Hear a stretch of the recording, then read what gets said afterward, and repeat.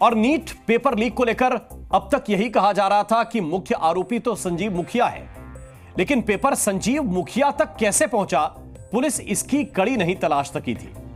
जांच में जुटी ईओयू के सूत्रों से सी न्यूज को एक पक्की खबर मिली है कि नीट पेपर झारखंड के हजारीबाग से लीक हुआ था और सबसे पहले लीक पेपर संजीव मुखिया को व्हाट्सएप के जरिए मिला था। ईओयू को जानकारी मिली है कि संजीव मुखिया को लीक पेपर रांची के किसी प्रोफेसर ने भेजा था।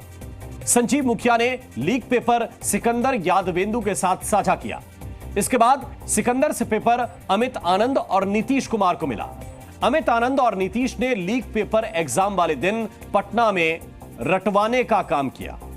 लीक पेपर रटवाने के लिए पटना के खेमनीचक इलाके के लन play school and boys hostel में पटना और रांची से आए करीब 25 परीक्षार्थियों को यहां पर ठहराया गया था और यहीं पर 5 मई की सुबह जिस दिन नीट का एग्जाम होना था, छात्रों को पेपर रटवाया गया और उन्हें यहां से एग्जाम सेंटर पर छोड़ दिया गया।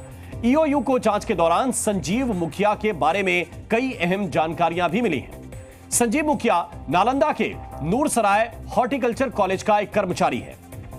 पहली बार वर्ष 2012 में उस पर महादलित विकास निगम का पर्चा लीक कराने का आरोप लगा था। संजीव मुखिया को पहली बार वर्ष 2012 में गिरफ्तार किया गया था और उसके बाद से यह कभी गिरफ्तार नहीं किया जा सका। अब इस केस में पुलिस को संजीव मुखिया की तलाश है, क्योंकि संजीव मुखिया गिरफ्तार होगा तो उसके जरिए ही रांची के उस प्रोफेसर तक पहुंचा जा सकेगा जिसके सबसे पहले पेपर लीक करने की बात सामने आ रही है। ईओयू ने एक दिन पहले ही हजारीबाग स्थित संजीव मुखिया के घर पर रेड की थी। आज जी न्यूज हजारीबाग में संजीव मुखिया के घर पर पहुंचा। नीट पेपर लीक केस में दूसरा मुख्य किरदार है सिकंदर यादवेंदु। इसका रांची कनेक्शन भी मिल गया है। ईओयू को जानकारी मिली है कि सिकंदर ने बिहार से लेकर झारखंड तक बेहिसाब संपत्ति बनाई है। सिकंदर बिहार सरकार में नौकरी से पहले झारखंड में ठेकेदारी का काम करता था। बिहार में इंजीनियर बनने के बाद पुराने सहयोगी अवधेश कुमार के यह संपर्क में था और अवधेश के जरिए पेपर लीक के लिए फाइनेंस जुटाता था।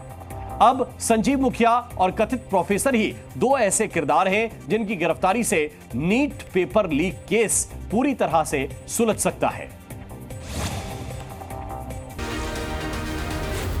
जी